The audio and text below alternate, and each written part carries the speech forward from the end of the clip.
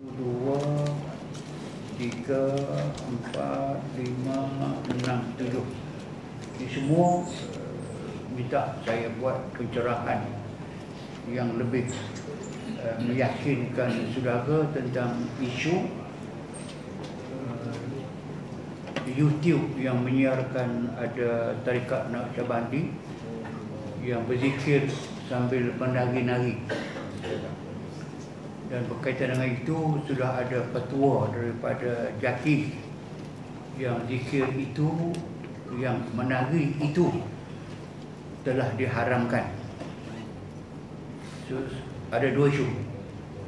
Ada dua isu yang ada saya kena cermat, anda kena cermat, kena faham sangat-sangat yang tak sepatut menjadi isu tapi sekarang jadi isu, jadi viral.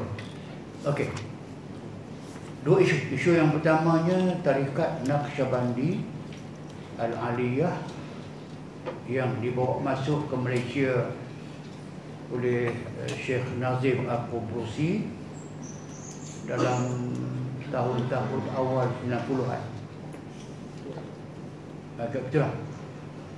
Dan zikir itu yang pernah mula masuk tarikat itu ke Malaysia yang dibawa sendiri oleh Syekh Nazim Al-Qubrusi telah mendapat sambutan yang luar biasa di Malaysia, yang memangnya bila dapat sambutan luar biasa bagi masyarakat Malaysia yang dah kena faham lah. Maka banyak orang yang tak senang hati. Sebab sekarang pun sama. Seorang tu nampak sangat lebih daripada orang lain. Orang lain tak senang hati. Lebih jelaslah bila Ustaz Kazim, Datuk Kazim timbul zahir sambutan begitu hangat, maka banyaklah komen-komen yang amat tidak baik. Kita dengarlah, tuan tahulah. Saya tak mau campur, tapi nak campur juga. Sampai menggelarkan beliau penyebar perawi hadis palsu, dan dia adalah ustaz Bollywood, lebih banyak kepada pengliput lara daripada menyampaikan ceramah agama yang sebenar. Maka timbullah polemik dan sebagainya. Saya suka melihat satu isu itu daripada manfaat dengan mafsadah. Sejauh mana kemanfaatan dia, sejauh mana kerosakan dia. Kena timbang begitu.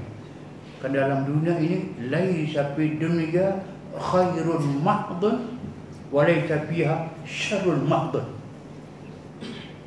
Tidak ada dalam dunia ini kebaikan yang mutlak dan tak ada keburukan yang mutlak. Dalam kebaikan ada keburukan, itu biasa. Itu saya suka nak melihat. Tak mau cakap pasal Ustaz Kazim tu, memang saya tabik semua orang.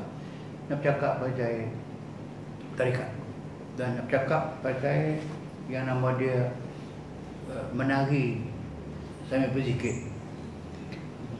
Isu ini sudah menjadi kacau berau kerana masyarakat tak boleh membezakan antara dua hukum ni. Pertama, hukum tarikat Naqsyabandi Aliyah. Yang kedua, hukum berzikir dalam menari. Sepatutnya dua kena asingkan. Kena satu kita bincang satu zikir sahaja, doktor. Satu bincang tentang tarikat Naqsyabandiyah dulu, satu. Yang kedua baru bincang pasal menari semasa kita berzikir. Yang sekarang dikumpul. Bila kumpulkan sekali, senanglah. Oleh kerana tarikat Naqsyabandiyah Aliyah yang dibawa oleh Syekh Nazim ke Malaysia telah dihukum menyeleweng, lain bahasa sesat, maka timbul yang kedua, ibu sesat. Timbul yang kedua, Naqsyabandiyah ini zikir sambil menari. Kalau ibu dah sesat, anak takkan tak sesat. Kalau daging itu haram, buat sup, daging haram, kuah sup. Kuah sup tak apa. Mana boleh tak kuahnya? Macam ni lah. Kalau dah ibunya ialah tarekat Naqsyabandi Aliyah, dia sudah menyeleweng. Maka apa yang dia buat, semuanya menyeleweng. Sebab tu saya kata jangan bincang sekali begitu. Tak mungkin kita kata tarekat Naqsyabandi itu menyeleweng, tapi menari dia tak mereweng. Tak mungkin. Tapi satu yang anda kena ingat pada awal, ini sepatut diasingkan. Okey, senang. Bila diasingkan, kita dapati bahawa memang tarekat Naqsyabandiyah Al-Aliyah yang di bawah Syekh Nazim ke Malaysia ini dihukum menyeleweng dan keluar dari Islam, keluar daripada keluar daripada tarekat muktabar. Saya nak cakap benda yang jarang saya bercakap. Kerana jadi besar dah, saya nak cakap. Saya lah orang yang pertama sekali kena bila pengumuman dibuat oleh JAKI, tarekat Naqsyabandi Syekh Nazim menyeleweng dan tidak muktabar, sesat dan tak boleh jadi ikutan. Pada ketika itu saya rapat dengan Syekh Nazim.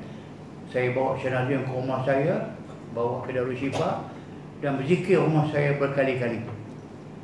Jadi dengan pengumuman begitu, saya yang sambut Syekh Nazim ke Malaysia, saya yang bawa dia ke Darul Syifa, rumah saya ketika itu belum ada. Rumah saya beberapa kali, saya jadi pengikut Syekh Nazim. Bila diharamkan, sayalah yang kena dulu.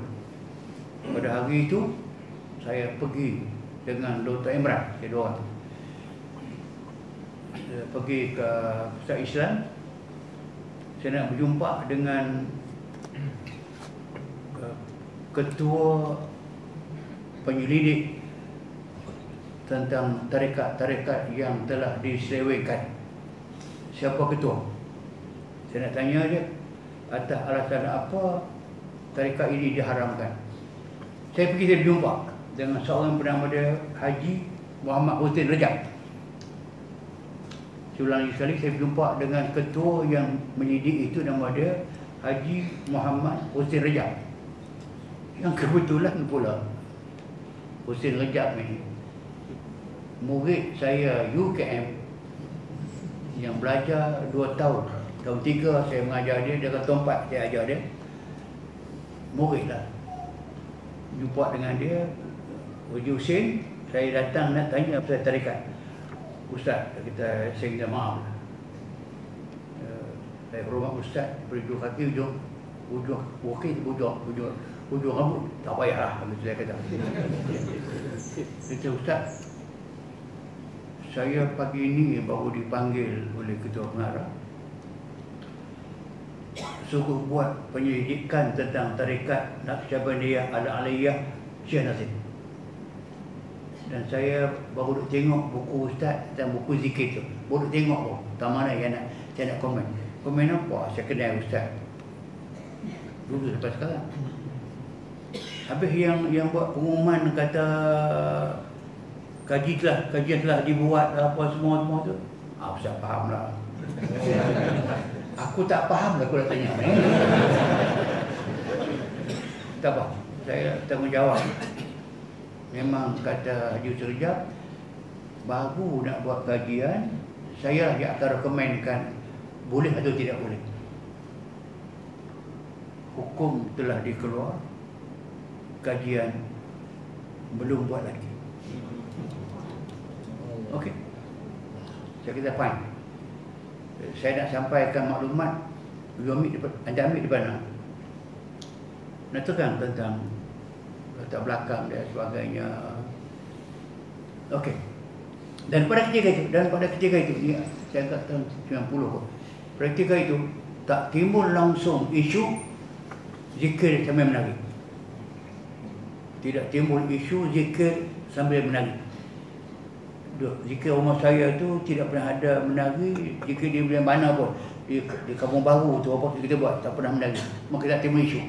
Tak timbul pada ketika itu zikir dengan ajaran-ajaran yang dapat diambil daripada Syekh Aziz Al-Qubusi. Zikir, okey, selesai zikir. Zikir, kalau saudara baca, kalau saudara tengok statement yang dibuat oleh pengarah Jakib, saya dah simpan 2 minggu sudah ke. Saya baca dalam akhbar, dalam berita harian ada, dalam Malaysia ada. Dia mengatakan bahawa kita Jakib mengeluarkan fatwa bahawa Naqsyabandiyah Aliyah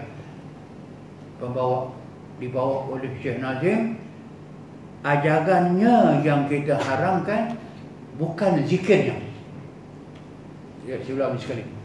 Dia sebut dalam itu, dia kata yang diharamkan itu ajarannya bukan zikirnya. Zikir tak ada masalah, kita pakai zikir. Okey. Apa dia ajaran? Sepanjang yang saya berada bersama dengan kumpulan itu pada zaman awal, baik rumah saya, baik kita banyak buat di Kampung Baru, Kuala Lumpur baik. Sebab saya lah orang yang, saya sebut dah, saya lah orang yang menterjemah ucapan dia. Terjemahan ucapan dia, saya terjemah. Dan saya sebut lagi sekali, saya telah dilantik pada ketika itu jadi timbalan Syekh Nazim untuk jamaah di Malaysia. Banyak orang dengar itu. Saya ikut, saya terjemahkan semua ucapan yang saya tahu. Saya pasti semua yang berucap depan saya terjemahkan, tidak ada satu pun yang berlawanan dengan akidah. Yang belakang saya, perjumpaan masa lain itu saya tak tahu. Sehinggalah timbul buku yang dijadikan asas kajian. Buku itu bernama The Seven Ocean. The Seven Ocean, 7 lautan. So, saya mulai isyak dengan buku The Seven Ocean ini sebab saya teringat terus dengan Martabat 7. Dan Martabat 7. So, kalau orang yang pernah mengkaji tentang Hamzah Pansuri, mengkaji Hallaj, mengkaji Ibn Arabi, akan berjumpa dengan cerita Martabat 7, akan sampai kepada kemuncaknya Wahdatul Wujud. Pada wujud, alam semesta dengan segala isinya, termasuk manusia, bersatu dengan Allah Subhanahu Wa Taala. Kita ini Allah, Allah itu kita. Itu yang Hallaj kata, ma fi jubbati ilallah, tidak ada dalam jubah aku melainkan Allah. Arti dia itu Allah. Itulah yang dibincang dalam The Seven Ocean. So akhirnya saya menyelami bahawa saya tahu, mengatakan memang Syekh Nazim terkenal di Turki, orang yang telah mempopularkan ajaran Hallaj. Hallaj, Ibn Arabi di Malaysia, Hamzah Pansuri, membawa kepada akhirnya senang faham, iaitu Wahdatul Wujud. Wahdatul Wujud telah difatwakan oleh fatwa Malaysia zaman saya lagi. Maka dia penyeleweng, dia keluar daripada Islam kerana tidak mungkin Allah dengan manusia bersatu. Okey, sebab itu maka bila dia beramal dengan itu, maka ajaran itulah yang sesat. Saya tidak ada objection, tidak ada bangkangan, sesat. Sesat. Okey, bila mari yang nama dia menari dalam berzikir, itu isu yang kedua. Isu yang pertama sudah, yang nama dia Tarikat Naqsyabandiyah Al-Aliyah, pimpinan Syekh Aziz Al-Qubusi, dia telah meninggal. Menantu dia sekarang masuk ke Malaysia, masuk balik ke Perak, itu masuk balik, masuk setelah meninggal, masuk balik dan sebagainya. Itu adalah pihak yang mengembangkan dia. Memang saya setuju bahawa itu adalah menyeleweng kerana wahdah wujud itu satu pegangan yang memang keluar daripada Islam. Sesat. Adapun zikir, saya rujuk beberapa kitab yang pernah saya sebut dahulu. Saya kata zikir jika dibincangkan berasingan daripada Tarikat Naqsyabandi, ambil sebagai dia berasingan, maka saya pernah terlibat dengan zikir menari itu masa saya di Cairo, baik pun zaman saya buat masters 67-68, saya buat PhD 72 sampai 74. Setiap tahun sampai sekarang saya tak tahu sekarang, setiap tahun ketika itu ada pesta Ramadan dengan Mahrajanul Zikri. Mahrajan ini maknanya pesta besar-besaran zikir yang dibuat di tanah lapang di belakang Azhar, kemah-kemah yang beratus kemah. Setiap tarikat yang beramal di Mesir akan mengambil satu kemah atau dua kemah, kumpul semua orang dia, pergi zikir. Lepas tarawih, pergilah ke kemah masing-masing, berzikir tarikat masing-masing, ajaran masing-masing dan cara masing-masing.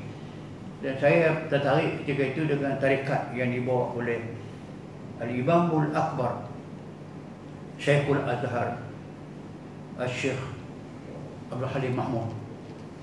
Kalau saudara yang mengaji masih dengan saya tahu, so, ada satu jawatan besar sampai hari ini, Al-Imamul Akbar Syekhul Azhar, Syekh Ali Mahmud. Dia ketua kepada satu tarikat,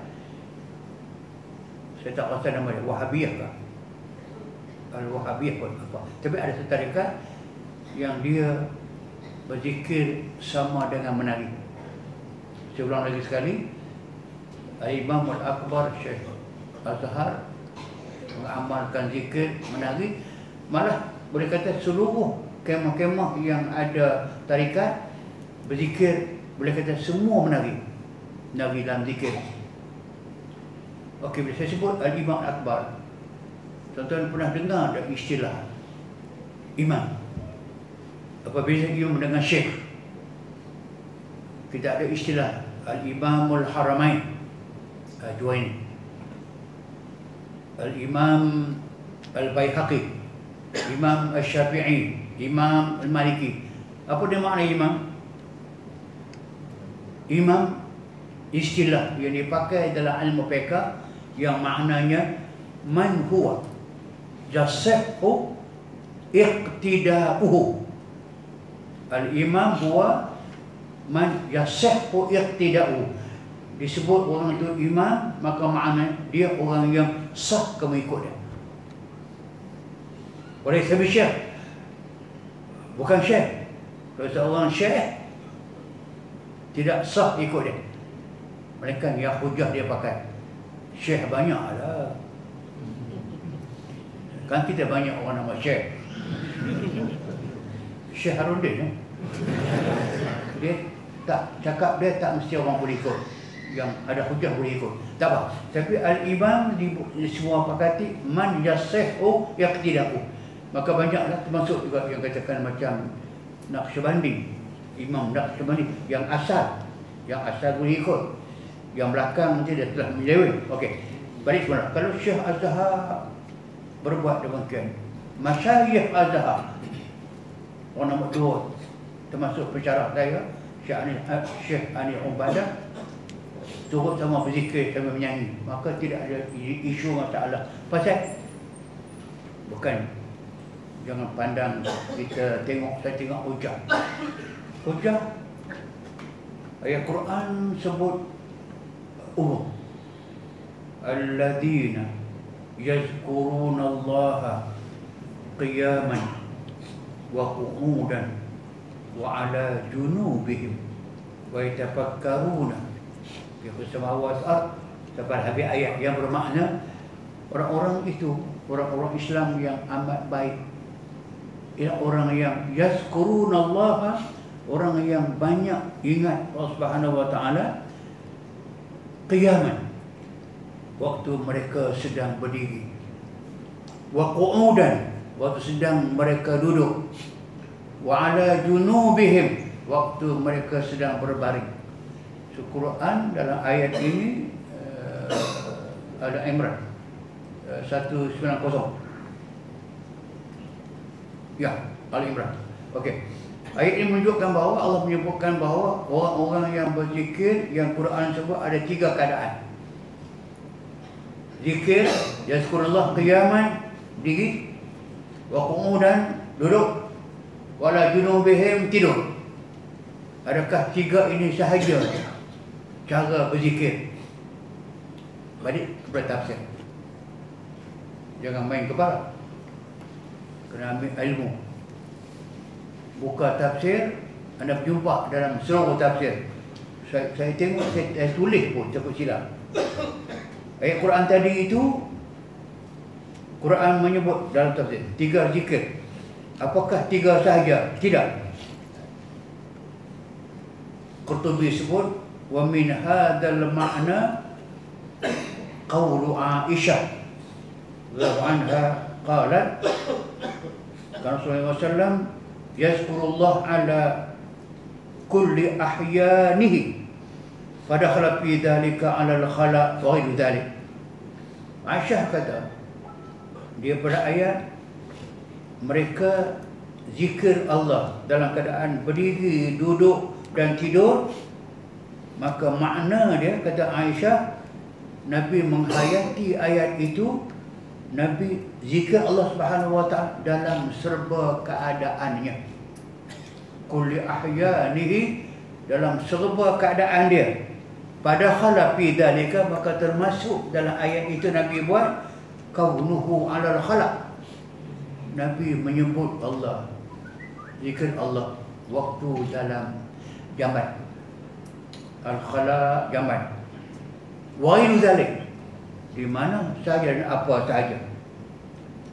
Nabi pernah zikir Allah hatta ke dalam jamat, alal khala jamat. Namun demikian, kata-kata Qurtubi, ikhtalafa ulama fi hadha.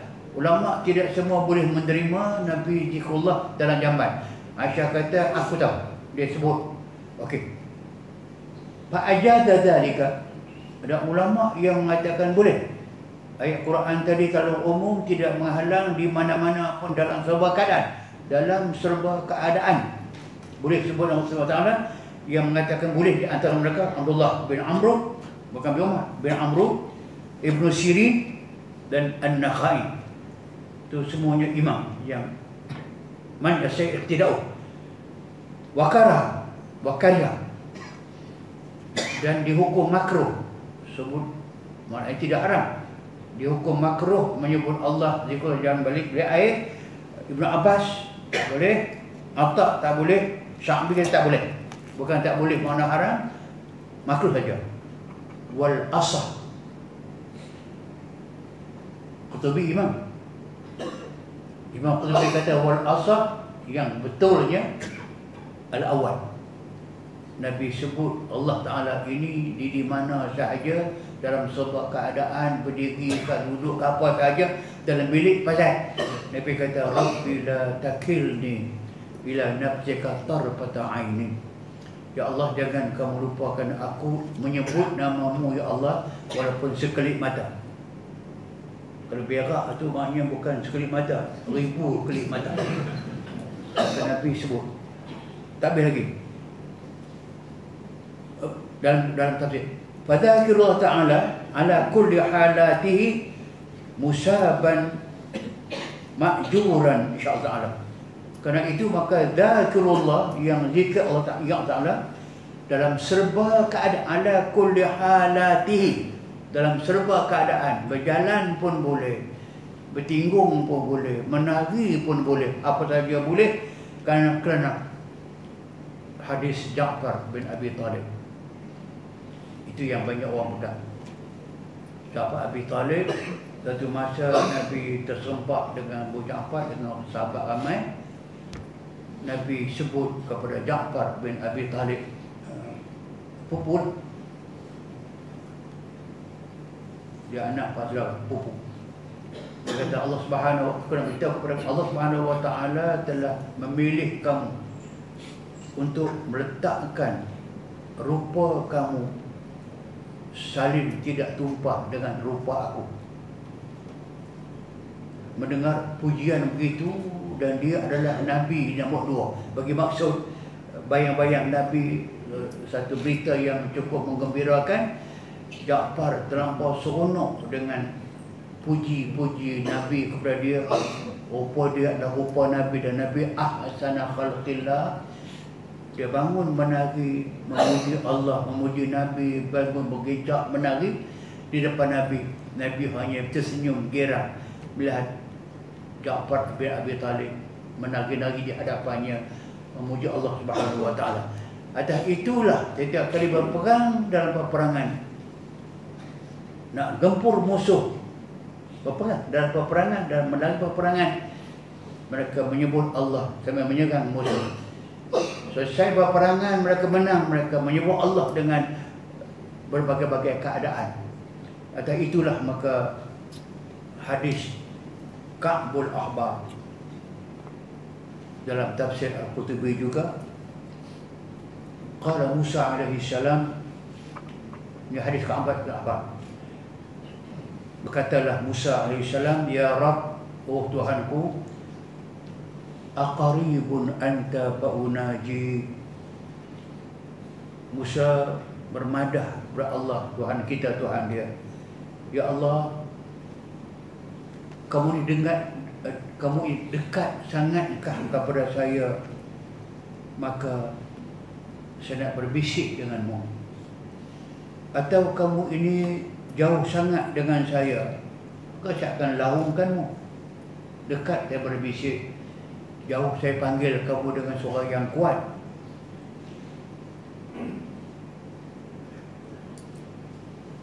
Qala ya Musa, Allah Ta'ala sebut kepada Musa, wahai Musa, ana jalisu man dzakarani.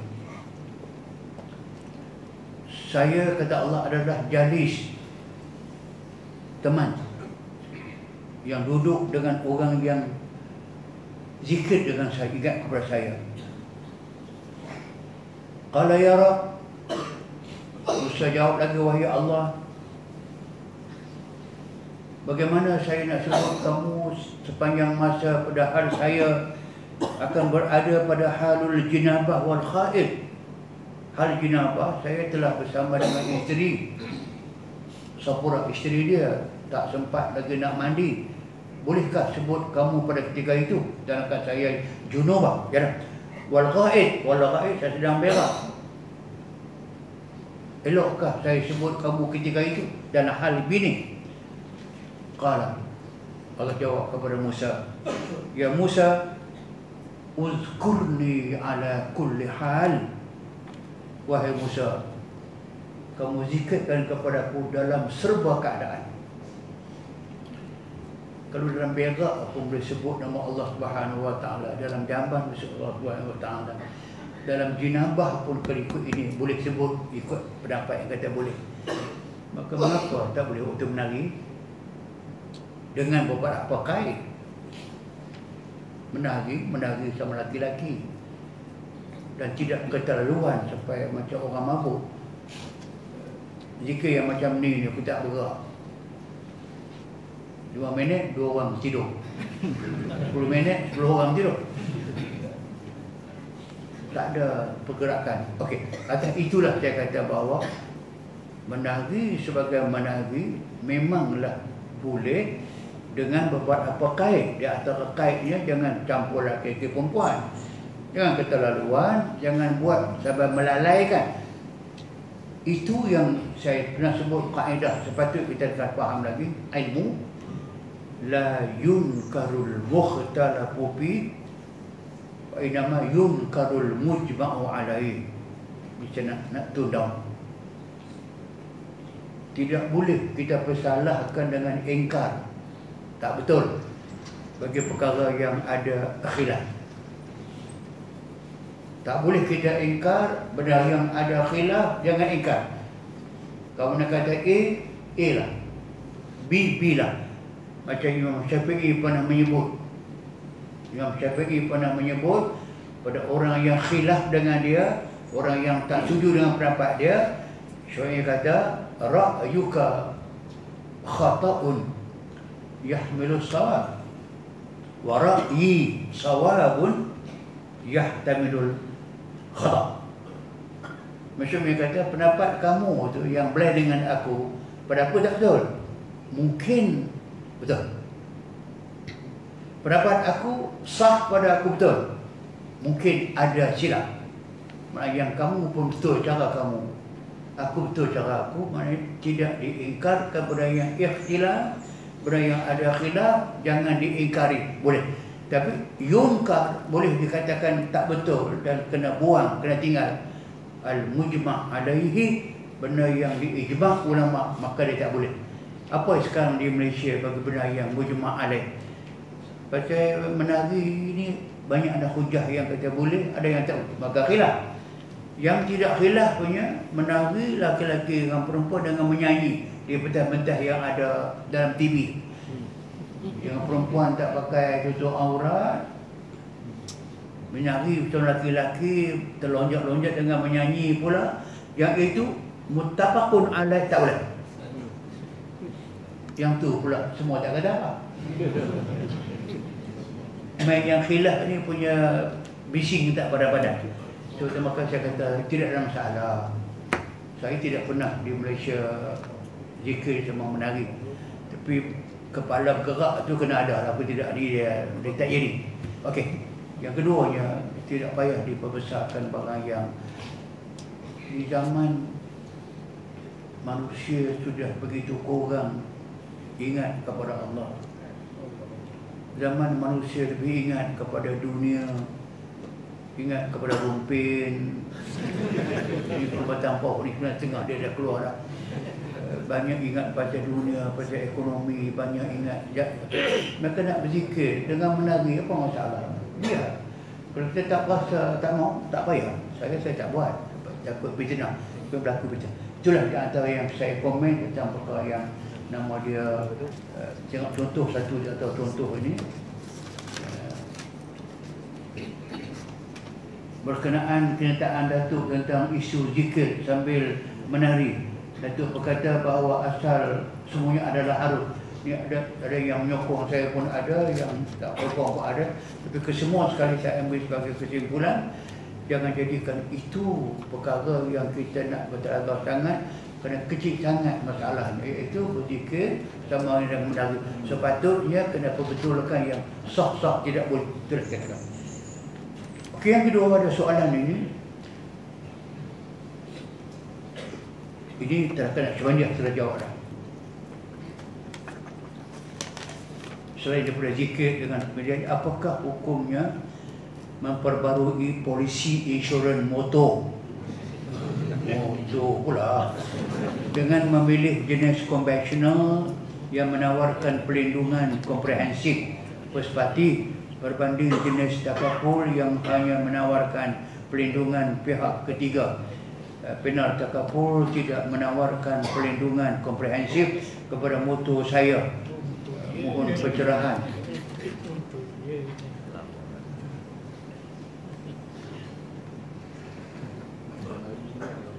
Kadang saya jawab, kadang ada orang tak suka jawapan saya, tapi saya suka nak jelaskan. Memanglah perbezaan antara halal dengan haram itu, yang haram ni dia lebih menarik daripada yang halal. Contoh dia macam contoh lama dah. Kita bermuamalah pinjam duit dengan bank Islam yang lulus syarat dengan pinjam duit di bank konvensional. Dua orang beli rumah yang sama taman, sama harga, seorang ambil daripada bank konvensional, seorang ambil bank Islam. At the end of the day, yang Islam ni rugi sikit. Dia kena bayar banyak. Katanya itu isunya. So yang lagi satu tu konvensional untung sikit. Yang ini kalau nak kasak sikit tapi suruh orang faham. Mana baik belah kambing dengan belah babi? Tak elok. Jawapan dia belah kambing, dia setahun dia beranak 2 ekor. Maksimum. Tak pernah sekali pun kami yang beranak 3 ekor. Yang banyaknya sekor. Lepas tu mati 2 ekor. Maknanya anak pun mati, mak pun mati. Tapi belah babi tak elok lah. Tapi kena faham lah. Belah babi 12 ekor dia beranak. Paling tidak 6 ekor. So anytime economically belah babi untung. Belah kambing, okey. So, baik belah kambing, 15. Sama tadi tu. Kalau dia tidak menawarkan komprehensif, itu kena bincang dengan pihak takaful lah. Tapi yang saya sebutkan bahawa apa benda itu jelas haram dia tidak boleh jadi excuse untuk meninggalkan yang halal, ambil yang haram, kerana haram itu menawarkan first party ataupun komprehensif. Sebab yang nama dia haram tetap haram. Saya mensyorkan yang tadi itu saudara boleh ambil, carilah, tak tahu saya orang takaful. Banyak orang takaful yang ada yang boleh menawarkan komprehensif, ambillah yang saudara penuh. Tapi yang nama dia konvensional, yang menawarkan riba ataupun urusan yang tidak Islamik, maka jauhilah dia walaupun ada rugi, ada untung di akhirat. Apabila kita membaca ayat suci Al-Quran tanpa memegang naskah Al-Quran semasa memandu contohnya, adakah kita mendapat ganjaran sama seperti orang yang membaca Quran dengan memegang naskah? Pula. Saudara tahukah tidak mengatakan zaman awal sahabat seluruhnya baca Quran, tak seorang pun pegang Quran. Itu pasal apa? Quran tak ada lagi pegang apa? Lepas ada Quran, saudara ada Quran tulis besar mana? Quran awal ditulis dengan satu belulang lembu tu, satu belulang lembu tu, satu muka, satu halaman, satu belulang lembu, 6 kaki. Quran tu kalau timpa kita membuat tu tak boleh baca. Makna dia daripada awal orang baca Quran tidak memegang Quran. Tak apa. Zaman sekarang ni orang baca pegang Quran dengan tak pegang Quran. Saya baca Quran kebanyakan tak pegang. Dan kata sepanjang, tadi saya balik daripada Al-Ustaz petang tadi pun. Sepanjang tu saya baca Quran, ada seorang perempuan datang kat saya, saya minta maaf, kita adik, saya ada hal besar tu. Saya baca Quran ni sampai nak turun dah, dia main kaca saya balik. Ada bahan besar. Ustaz, saya pergi dalam syifa 4 kali dah, saya jumpa dengan Ustaz. Tu kata dia dalam syifa, apa cerita tak apa pula. Cerita biji tak apa. Tapi yang penting nak sebut besar, kalau kita membaca, boleh membaca dengan ingatan hafal, itulah sunnah Nabi. Nabi baca tidak pernah pegang Quran, dibaca kesemuanya hafal, itulah yang aula. Kita boleh hafal, buka Quran, boleh pegang.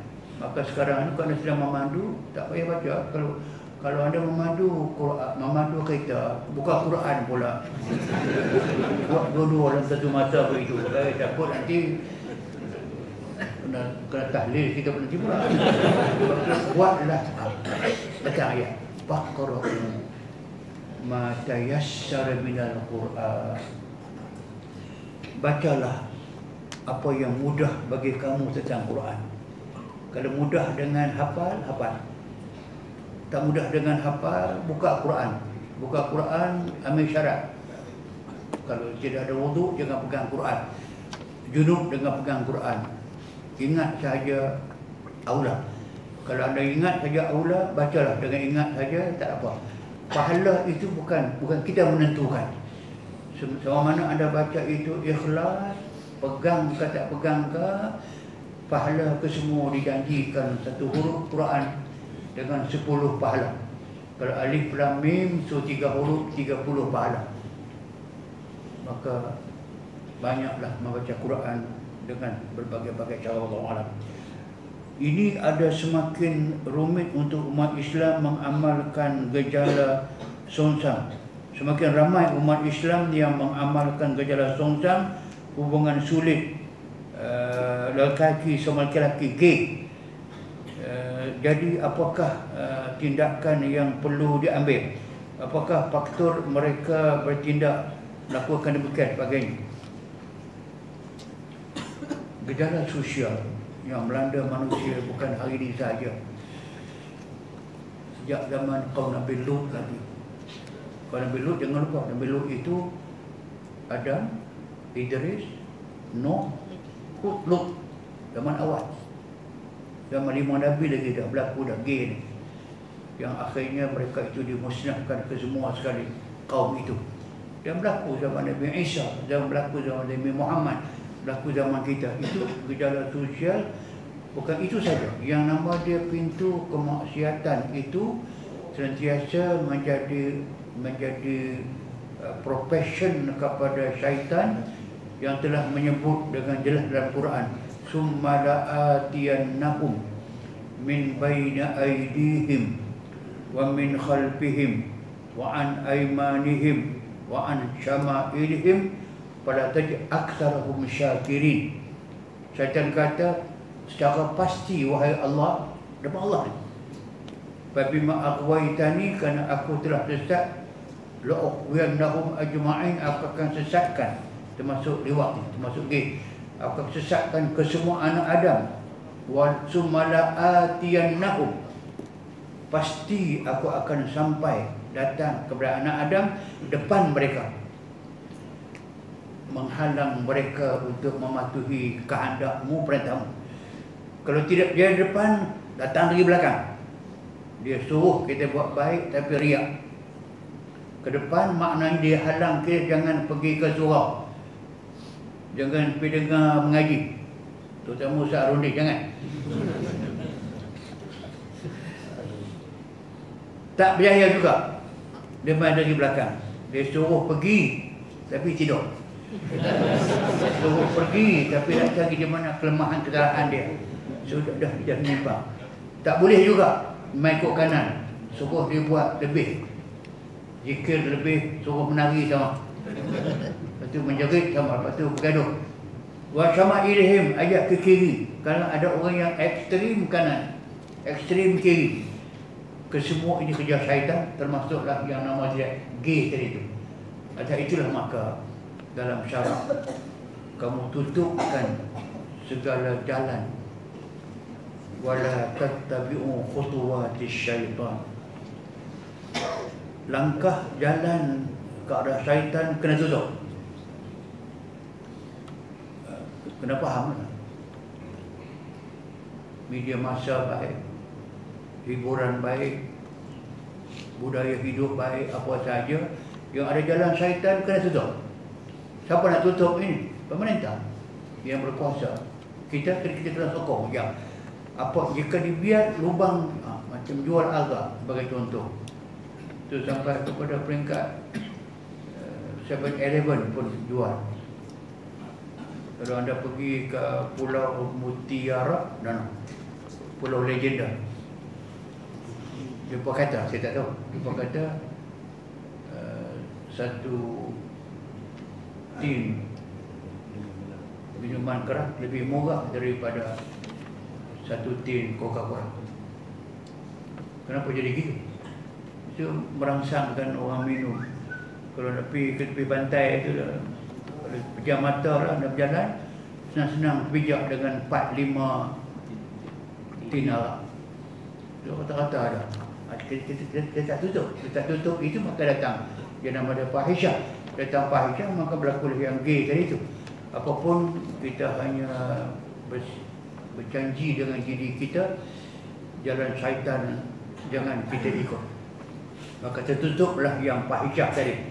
Kalau jalan itu kita ikut, terutama sekali kalau kita benarkan arak, Nabi kata al-khamru ra'sul khaba'is, minuman arak itu dia kepala kepada kekejian akhlak. Maka berlaku yang lain, maka banyaklah ruang yang boleh kita bersama-sama membantu untuk mengatasinya. Ini ada setengah-tengah masjid surau memasang kaset baca Al-Quran setengah jam sebelum azan subuh berkumandang.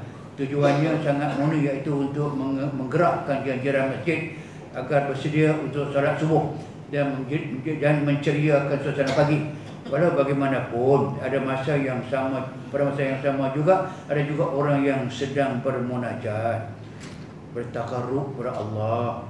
Mereka ini merebut peluang yang dijanjikan Allah untuk mengampunkan dosa kepada mereka yang memohon keampunannya pada waktu tersebut. Bacaan yang agak kuat ini sedikit sebanyak telah mengalihkan konsentrasi mereka mohon penjelasan Ustaz agar kedua-dua pihak dapat dapat manfaat, terutama kepada mereka yang sedang mendirikan solat malam. Terima kasih.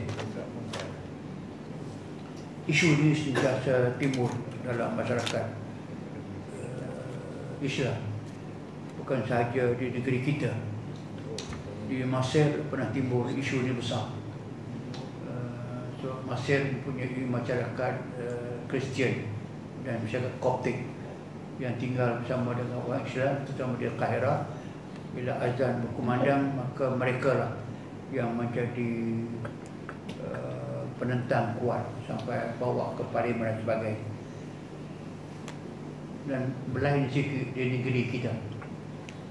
Di kita ini saya dengar sangat yang banyak komplain adalah orang Islam. Orang Kristian, orang kafir tidak komplain, melainkan Pulau Pinang. Pulau Pinang. Di satu taman saya pergi ceramah baru ni di Sebarang Perai. Apa nama taman? Taman itu ada sebuah surau yang disaman oleh orang depan surau itu ke mahkamah siber, mengganggu dan membuat surau atas tanah kerajaan yang tidak mendapat kebenaran. Minta dirubuhkan segera. Dia bercara di mahkamah, dia menang. Mahkamah arahkan surau rubuh. Esok rubuh surau. Siapa yang membantah ini ada seorang yang ujung nama dia HAJI,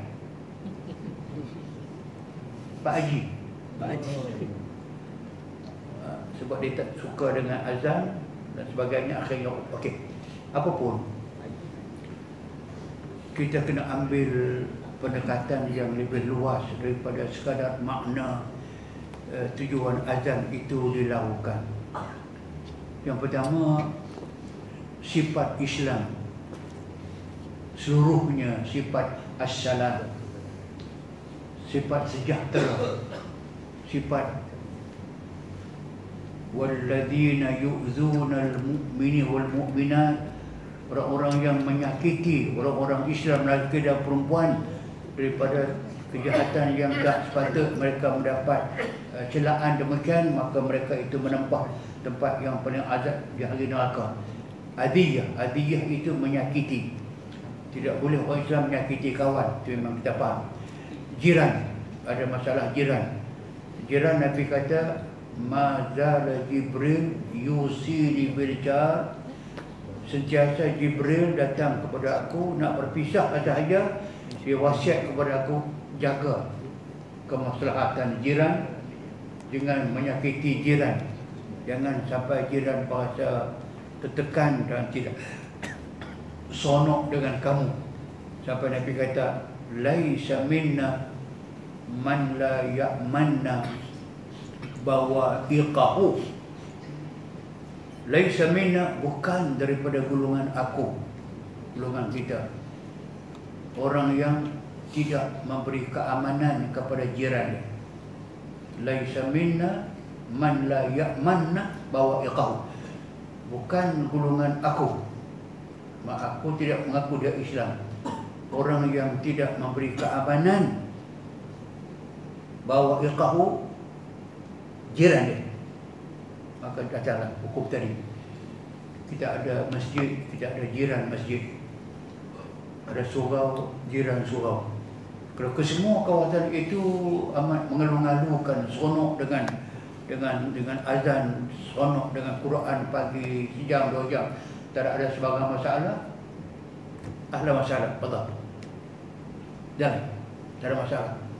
Kalau ada komplain memang berlaku sungguh tadi tu bagus tu. Terganggu orang yang sembahyang tahajud. Ya kah? Kalau kaki tahajud boleh tak? Kaki tahajud tak suka azan tak?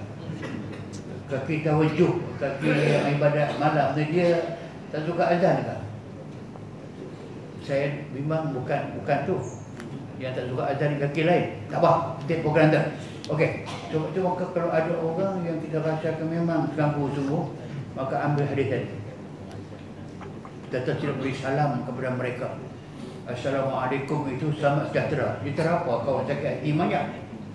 Okey, orang yang tadi orang sakit, yang perlu kerehatan, anak kecil yang tak nak diganggu dan sebagainya. Kalau berlaku gangguan, memang sepatutnya kena ambil langkah yang kedua, iaitu jangan dikuatkan azan tak ada masalah.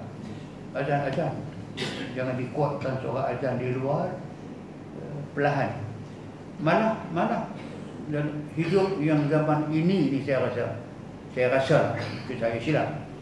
Hidup zaman ini orang semua ada jam, semua ada jam logik, semua ada jam ni pun, jam saya pun ada boleh set up, panggil seorang boleh bangun sendiri dengan tidak payah digerakkan. Yang kedua, ada orang yang boleh pergi ke masjid dengan tak payah dipanggil, diberi volunteer. Yang ketiga, kena panggil. Apapun, jangan sampai kepada peringkat kita bergaduh sama kita pada azan. Soalnya azan itu menjadi musibah kepada manusia. Tidak. Buatlah apa yang pertengahan. Jalan pertengahan ini adalah sebaik-baiknya di pertengahan. Khairul umuri awsatuha. Sebaik-baik urusan itu pertengahan sahaja, jangan kuat sangat, jangan pelan sangat supaya dia pun tak dengar. Kalau sekiranya betul berlaku mafsadah, kerosakan. Kerosakan yang kita harapkan daripada kebaikan azam lebih besar daripada kebaikan, madarrah itu besar, maka hari Nabi la darara wa la dirar.